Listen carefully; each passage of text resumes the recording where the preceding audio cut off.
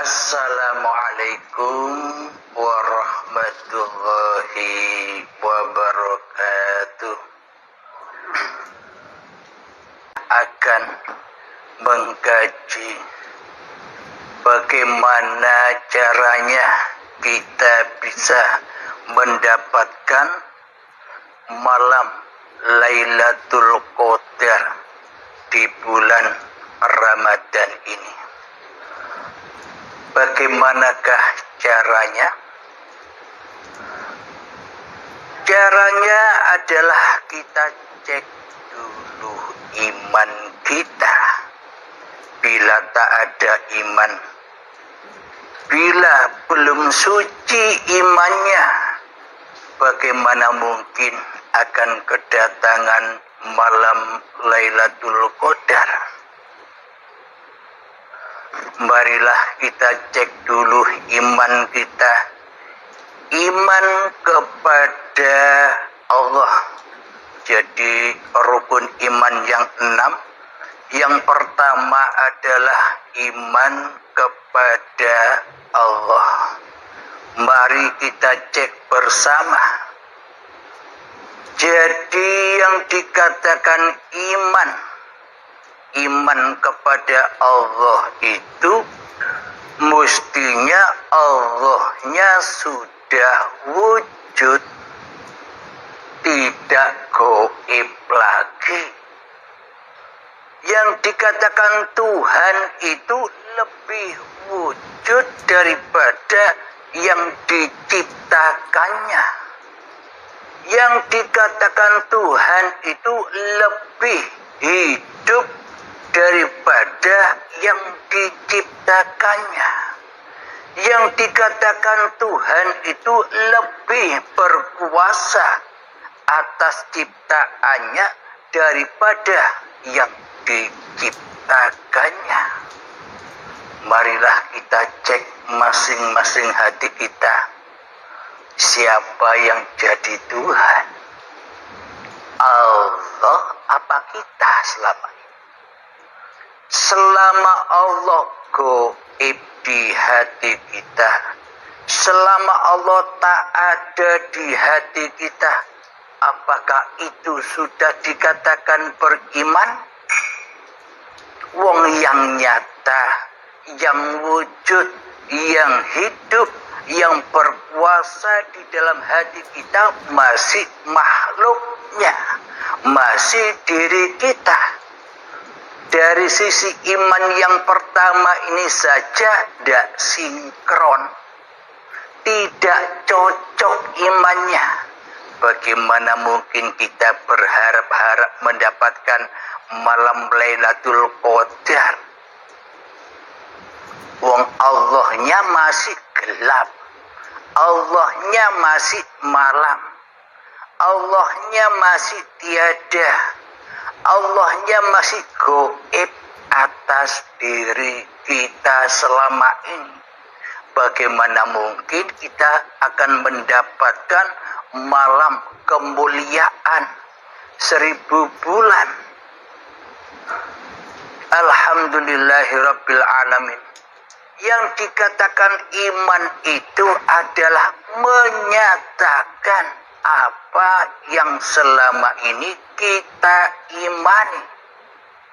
Allah sudah nyata, Allah sudah wujud, Allah sudah hidup, Allah sudah kuasa, dan makhluknya kembali ke alam hakikat diri sejati makhluknya.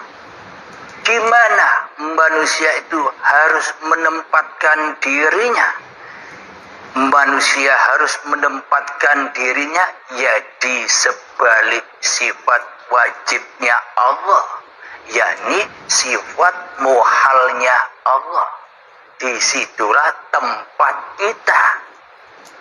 Bila Allah yang wujud, kita mestinya Adam, harus tak ada.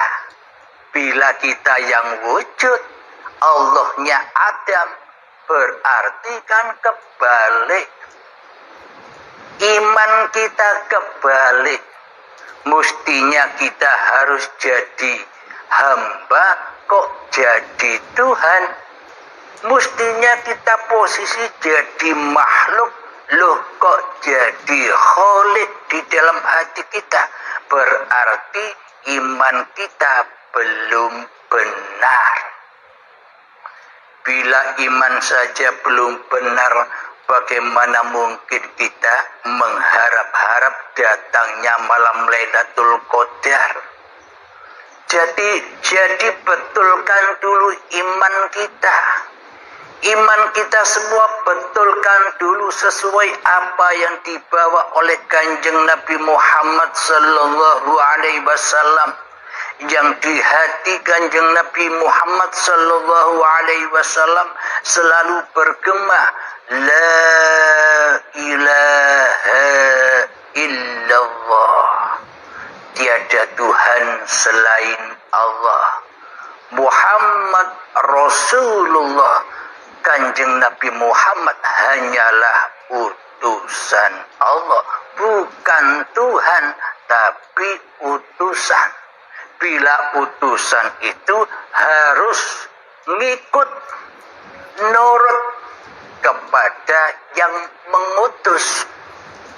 Coba kita menyelami diri kita selama ini. Siapa yang kita tuhankan selama ini? Siapa yang mengutus kita selama ini? Kita sedang makan, di dalam hati kita siapa yang mengutus? Hawa nafsu kita yang mengutus. Kita mau sholat, siapa yang mengutus di dalam hati kita? Hawa nafsu kita yang mengutus sholat. Kita beribadah, siapa yang mengutus? Yang mengutus adalah hawa nafsu kita di hati kita. Dan semuanya, apapun yang kita kerjakan, apapun yang kita aktivitaskan selama ini, hanyalah diutus oleh hawa nafsu kita sendiri. Berarti kita selama ini mentuhankan diri kita, tapi rakroso, tidak sadar. Jadi bukti nyata bahwa iman kepada Allah kita sudah benar, maka malamlah diri manusia kita, malamlah kewujudan diri manusia kita, malamlah kehidupan diri manusia kita, malamlah kekuasaan diri manusia kita tenggelam di dalam wujudullah. Ketika sudah malam diri manusianya, maka terang benderanglah Allah sebagai pencipta dan Tuhannya manusia. Itulah Lailatul Qadar itu. Bila manusianya sudah tidak ada lagi, bila manusianya sudah malam tenggelam di dalam uripe Allah, maka yang terang benderang adalah uripe Allah.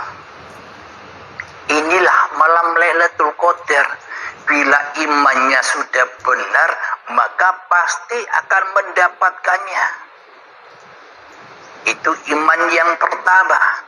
Iman yang kedua, iman kepada para malaikat Allah. Yang namanya iman, ya harus menyaksikan bagaimana hakikat sejatinya malaikat itu. Kalau kita belum bisa menyaksikan malaikat, mana mungkin kita disebut beriman kepada malaikat? Bagaimana aplikasi cara untuk beriman kepada malaikat-malaikatnya Allah itu? Di dalam Islam, malaikat yang wajib diketahui ada 10. Kemudian ada malaikat muqarrabin, yakni malaikat 4, yang selalu mengiringi manusia, dulur papat limo pancer, yakni malaikat mukarrabin itu adalah malaikat Jibril yang bertugas membawa wahyu. Yang kedua, malaikat Mikail yang bertugas membawa rezeki bagi seluruh alam semesta ini. Yang ketiga, malaikat Israfil, peniup sangkakala. Yang keempat, malaikat Israel, yakni pencabut nyawa. Kira-kira Anda sudah pernah ketemu dengan mereka? Bila Anda belum ketemu dengan mereka, malaikat empat, malaikatul mukarrabin, bagaimana mungkin kita dikatakan sudah beriman? Ketemu saja tidak. Allahnya katanya iman kepada Allah, ketemu Allah saja tidak. Katanya iman kepada malaikat-malaikat Allah, ketemu kepada malaikat saja tidak. Lalu iman apa yang kita anut selama ini? Iman gombal, iman yang dusta. Kita hanya ngaku-ngaku saja iman, aku iman, tapi hatinya ingkar. Iman kepada Allah sebagai Tuhanku yang menciptakanku, padahal di hati kita selama ini yang ada siapa? Kan bukan Allah, tapi diri manusia kita yang etok-etok menjadi pengerat. Jadi apa buktinya kita sudah mengenal dan bertemu dengan malaikat mukarrabin? Inilah rahasianya. Malaikat Jibril membawa wahyu dari Allah Subhanahu wa Ta'ala. Ketika kita dipahamkan ilmu babagan hakikat makrifat, ketika kita diklikkan oleh Allah memahami hakikat sebenarnya apa yang kita lakukan selama ini, kita memahami hidayah-hidayah dari Allah, itulah hakikat Jibril. Ketika hati kita paham, itu loh Jibril. Ketika memahami babagan atau pelajaran hakikat makrifat di dalam hati kita merasa menyelami, merasa memahami apa yang sudah dipaparkan, itu yang dikatakan Jibril. Kalau tidak ada Jibril, ya tidak ada hidayah. Jika tidak ada Jibril, ya tidak ada kepahaman. Jadi kalau sudah tahu bahwa kepahaman yang kita dapatkan selama ini, itulah hakikat Jibril, wis diem saja. Jangan dicari lagi sosoknya. Pandang saja tugas-tugasnya. Di balik Jibril itu siapa? Kalau tidak ada uripe Allah, apa Jibril ada? Kemudian Mikail, sang pembawa rezeki bagi umat manusia dan makhluk lainnya. Bagaimana kita bisa mengetahui Mikail itu yang membawa rezeki? Ketika diciptakan kita dari tanah, cikal bakal badan yang dari tanah ini diperjalankan oleh Allah, diciptakan oleh Allah hingga menjadi bayi, itu semua kan dikasih makan dan minum. tidak hanya diproses saja, ya dikasih makan, ya dikasih minum. Saat dari tanah sampai menjadi bayi ini, kalau tidak ada makan dan minum, ya tidak ada bayi, tidak ada proses. Dan saat bayi hingga saat ini, kan kita setiap hari makan terus, minum, makan, sehingga kita berusia sampai setua ini. Itu semua rahasianya ada pada malaikat Mikail, sang pembawa rezeki. Jadi kalau sudah tahu rezeki, apa yang kita dapatkan sejak dari tanah hingga setua ini, itulah hakikat Mikail itu. Mikail yang didalangi oleh uripe Allah. Sudah buang Mikailnya. Pandang saja hidup yang ada pada Mikail. Ya Allah sendiri.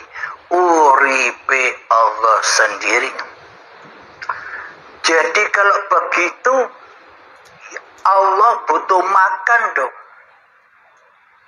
Hidup butuh makan. Hidup tak butuh makan. Yang butuh makan, yang butuh proses, ya makhluknya ini. Kalau tidak dimakan, tidak diminumi, apa bisa hidup? Jadi hidupnya makhluk ini kan dengan makan dan minum. Jadi yang butuh makan dan minum, ya makhluknya, bukan Allah. Allah hanya menyediakan dan menyuapi dengan kasih sayangnya, dengan rahman rahimnya. Allah menjaga manusia, Allah memelihara manusia, Allah mencukupi segala kebutuhan manusia. Sama halnya ketika kita mulai kenal Allah, kenal uripi Allah. Bila hidupku ini Allah, berarti ketika sholat Allah, nyembah Allah. Itu kata hawa nafsu.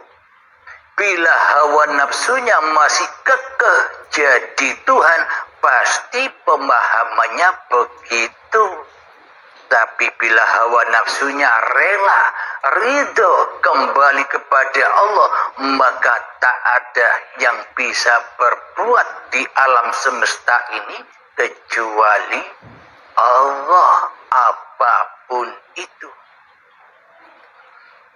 Jadi untuk mendapatkan meraih malam Lailatul Qadar, ya harus iman. Kenali dulu apa yang kita imani di dalam agama kita selama ini. Iman kepada Allahnya selama ini tidak benar. Iman kepada malaikatnya pun selama ini tidak benar. Kenapa dikatakan tidak benar? Wong kita tidak pernah menyaksikan Allah dan malaikat, kok kita dikatakan beriman?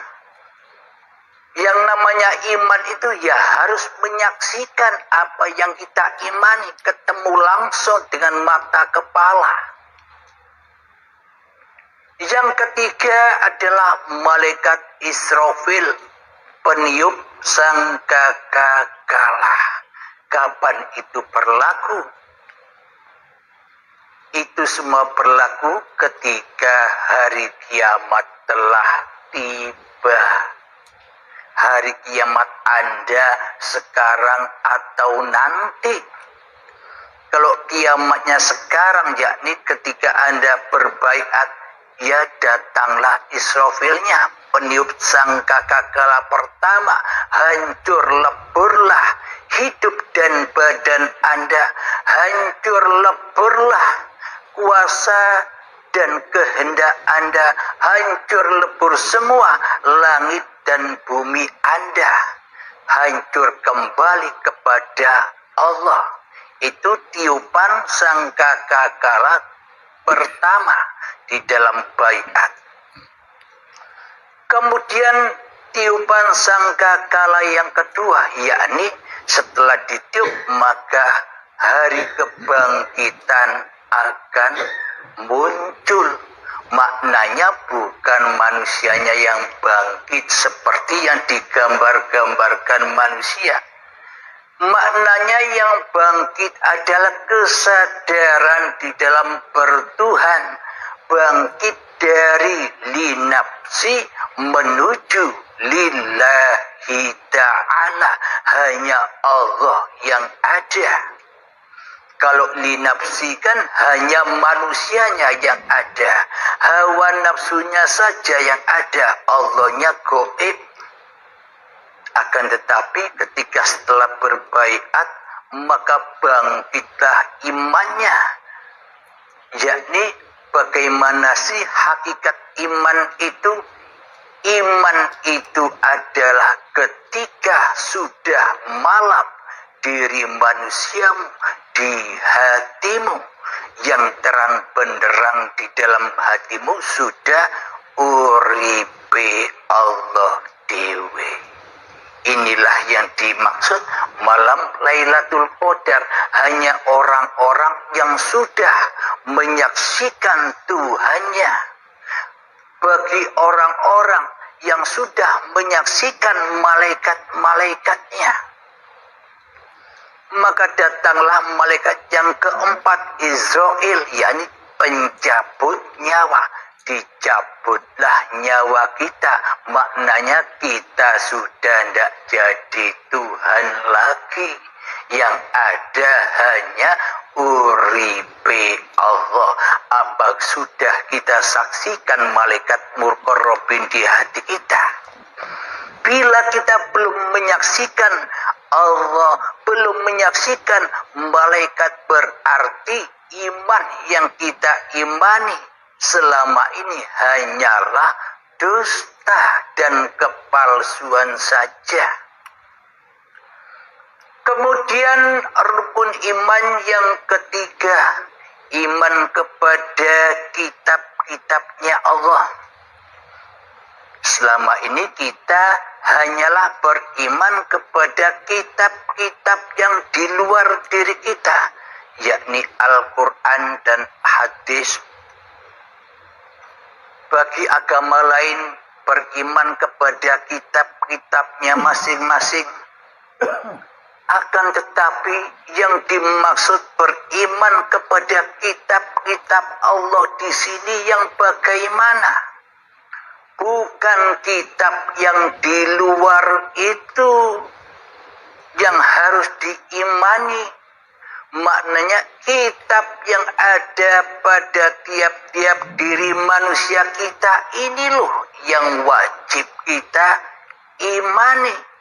Siapa kitab itu? Al-insanu sirri wa ana sirruhu.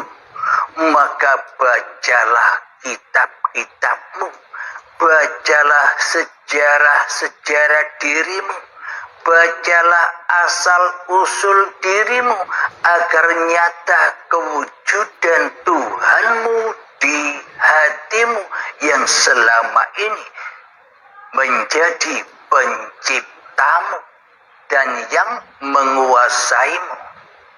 Nah, kalau kita sudah sering membaca kitab diri kita, maka man arafa nafsahu, barang siapa yang mengenal, barang siapa yang ma'rifat kepada diri manusianya, maka faqad arafa rabbahu, maka ia akan mengenal Tuhannya, maka ia akan mengenal dirinya, bahwa dirinya hanyalah bersifat kebalikan dari Tuhannya,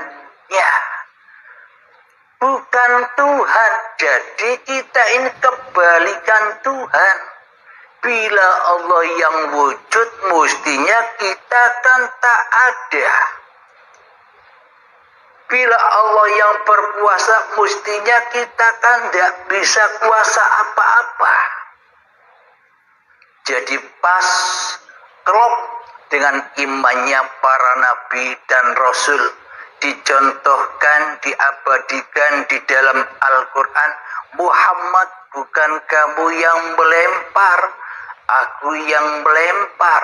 Muhammad, bukan kamu yang memanah, aku yang memanah. Berarti Muhammadnya harus malam yang terang benderang hatta matla'il fajar, ya hanya uripe Allah. Inilah iman yang persis apa yang dibawa oleh para nabi dan rasul. Inilah sanad yang benar. Kalau kita masih bersanadkan dengan casing-casing, berarti secara tidak sengaja kita memuliakan casing daripada memuliakan hidup yang ada di casing itu. Kemudian rukun iman yang keempat, beriman kepada Rasul-Rasulnya Allah. Apa kita pernah ketemu dengan Rasulullah? Pernahkah kita bertemu dengan Kanjeng Nabi Muhammad? Kalau belum ketemu dengan Rasulullah, mana mungkin kita disebut sudah beriman kepada Rasul-Rasulnya Allah? Ketemu dengan Nabi Adam, ketemu dengan Nabi Idris, Nuh, dan sebagainya. Bila kita belum bertemu dengan mereka, bagaimana mungkin kita dikatakan sudah beriman kepada Rasulullah?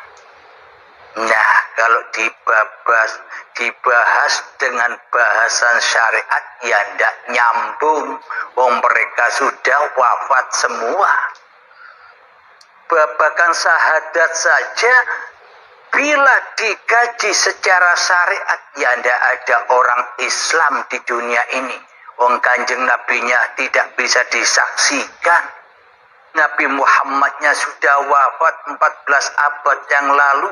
Bagaimana mungkin kita bisa bersyahadat menyaksikan Kanjeng Nabi Muhammad yang sudah meninggal, yang sudah wafat?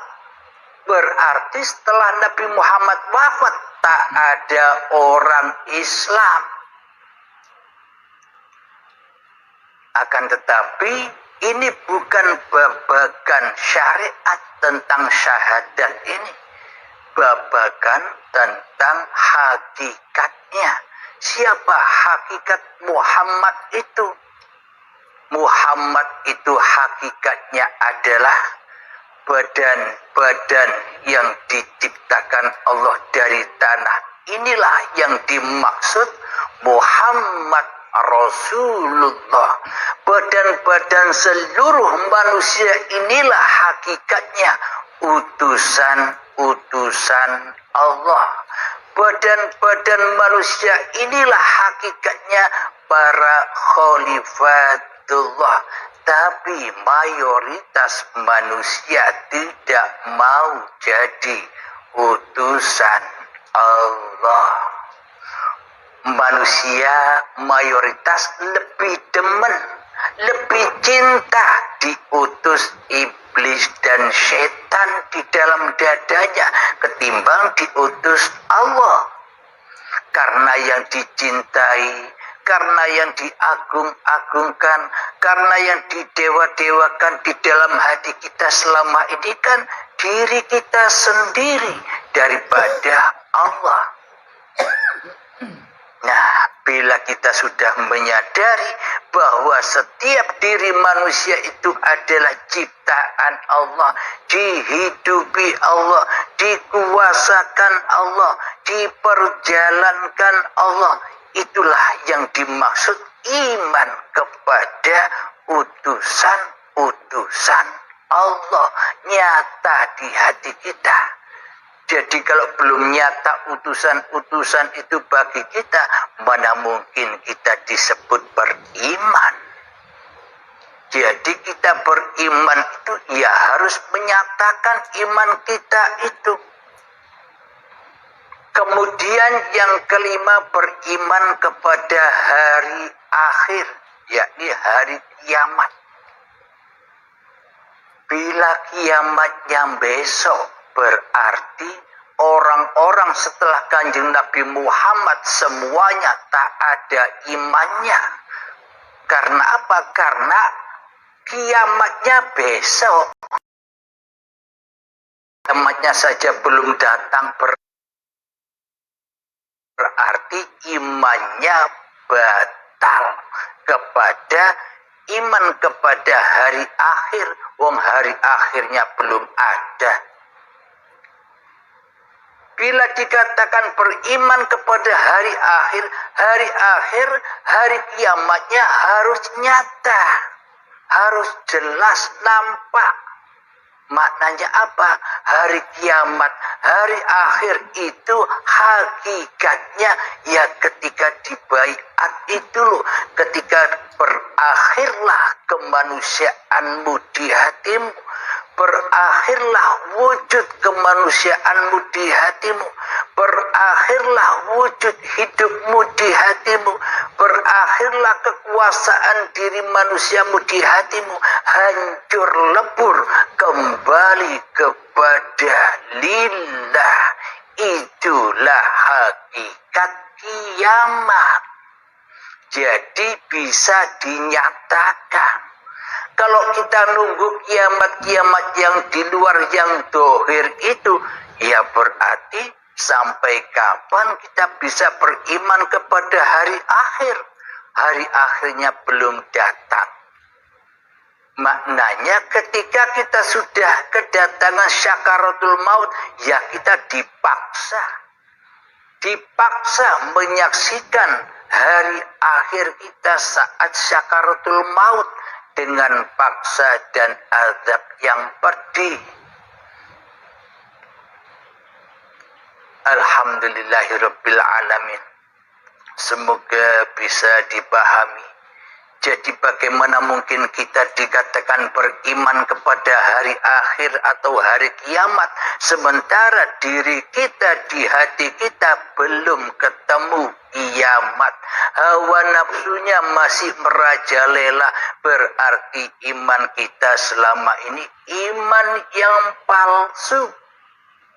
Iman kepada Allahnya palsu, iman kepada malaikat-malaikatnya palsu, iman kepada kitab-kitabnya Allah palsu, beriman kepada rasul-rasulnya Allah palsu, beriman kepada hari akhir atau kiamatnya pun juga palsu.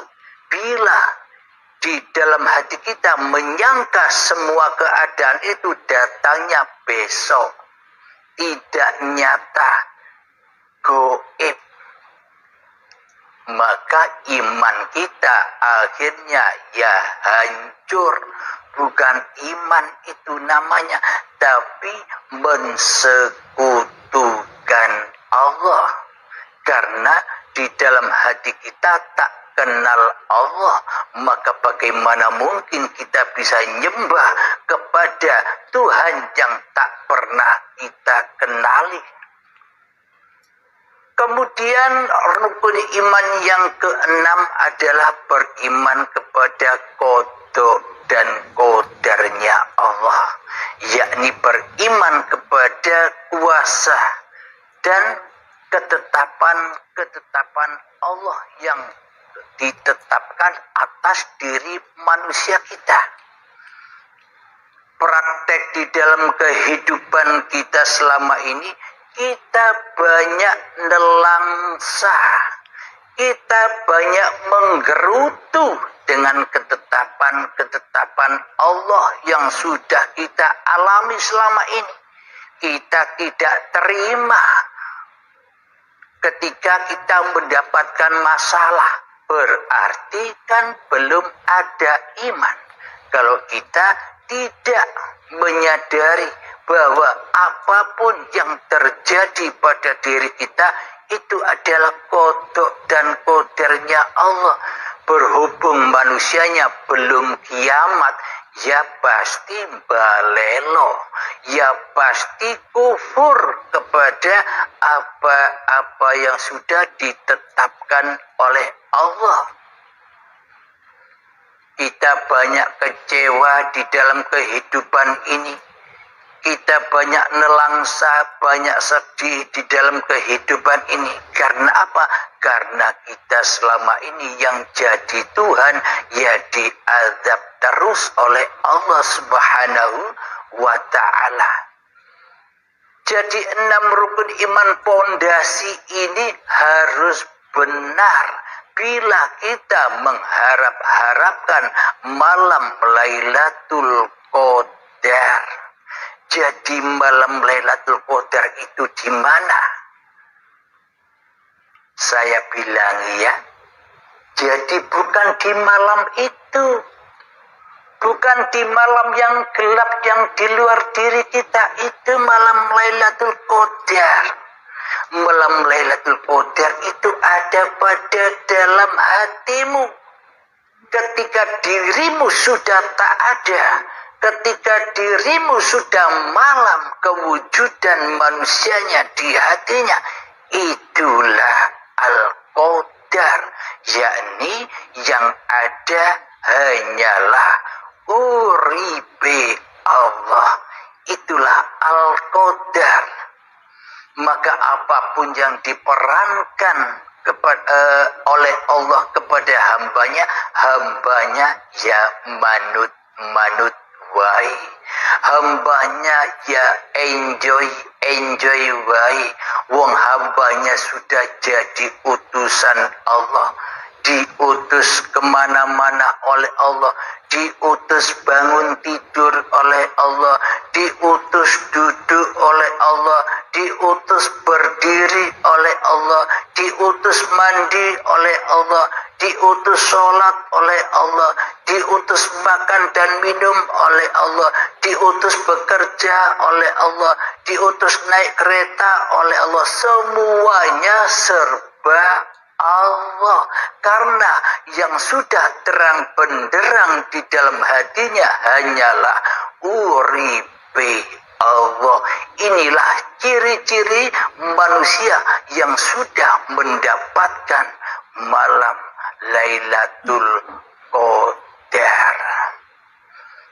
Jadi hancur leburlah dosa-dosa di dalam kehidupannya selama ini berpuluh-puluh tahun di lembah dosa. Ketika sudah mendapatkan malam Lailatul Qadar, maka hancur leburlah dosa-dosanya, kembali suci, bersih dan fitrah, maka akan bertemu dengan Idul Fitri, hari kemenangan, hari pembebasan. Ibarat burung yang sudah lama dibelenggu di dalam sangkar-sangkarnya, dilepas ketika Anda dulu baiat. Ibarat burungnya sudah dilepas, bebas terbang kemanapun. Maknanya sudah bebas mengikuti apa yang diutuskan oleh Allah, bebas mengikuti apa yang dikehendakkan oleh Allah. Sudah bebas dari perbudakan hawa nafsunya di hatinya. Jadi kalau sudah diutus Allah, apapun itu sebuah kebenaran. Akan tetapi bila diutus oleh hawa nafsu, meskipun kelihatannya di dalamnya sholat, puasa, haji, bersedekah, berbuat baik, bila hawa nafsu yang jadi Tuhan di hati kita, semua itu palsu. Yakni semua ada di dalam waksa wal mungkar. Karena di dalam hati kita hanya diutus oleh iblis dan setan. Setan akan menyesatkan sholat kita. Setan akan menyesatkan puasa-puasa kita. Setan akan menyesatkan ngaji Al-Quran kita. Setan akan menyesatkan salawat-salawat yang kita kumandangkan. Setan akan menyesatkan ibadah apapun yang kita lakukan. Karena tugasnya setan hanyalah menyesatkan manusia. karena manusianya tidak punya iman kepada Tuhan yang telah menciptakan dirinya. Jadi kalau sudah beriman, rukun iman yang keenam itu sudah teraplikasi semua, maka akan mendapatkan malam Lailatul Qadar, malam kemuliaan Lailatul Mubarakah, yang mana di dalamnya iblis dan setan serta hawa nafsu sudah tak mampu lagi menerobos singgah sana uripe Allah. Apalagi sudah pegang tongkatnya, libas semua. Maknanya meskipun ada ombak kanan dan ombak kiri, lurus saja menuju ke dalam jalan rahmatullah, rahmatnya Allah yang berkuasa atas setiap hati manusia. Itu rukun imannya yang ada 6. Setelah itu rukun Islamnya yang ada 5, ya juga harus benar, teraplikasi dengan benar. Bila kita mengharap-harap malam kemuliaan, berharap-harap malam Lailatul Qadar.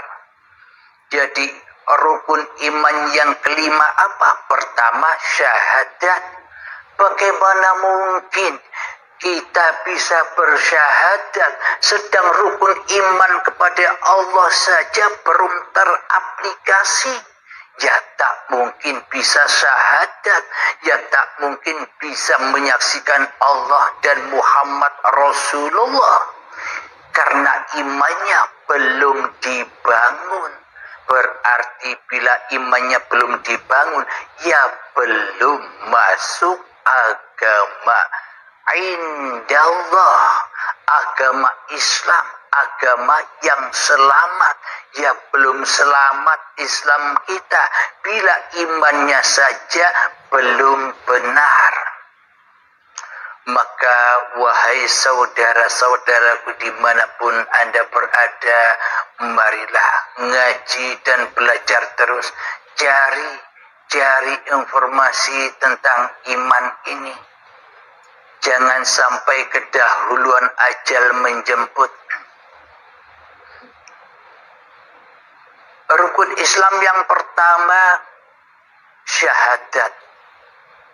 Syahadatnya juga harus betul. Kalau imannya belum betul, pasti syahadatnya salah. Apalagi sholat. Aqimi sholat dzikri. Dirikan sholat demi mengingat aku. Kepada Allah saja tidak kenal. Mana mungkin kita bisa ingat kepada siapa yang belum kita kenali. Seumpama Anda tidak tahu Monas, Anda belum pernah tahu tentang Monas, Anda hanya tahu namanya saja Monas. Apa Anda bisa membayangkan Monas itu bagaimana? Sementara Anda tidak tahu Monas, hanya tahu namanya saja. Berarti kita tahu Monas hanya bayang-bayang saja, angen-angen saja, karena kita belum pernah membuktikan iman kita kepada Monas, belum membuktikan Monas itu yang bagaimana. Berarti imannya batal kalau belum bertemu dengan Monasnya. Tidak akan bisa menceritakan, oh Monas itu begini, oh Monas itu begitu. Tidak akan bisa menceritakan dengan benar bila belum ketemu Monasnya.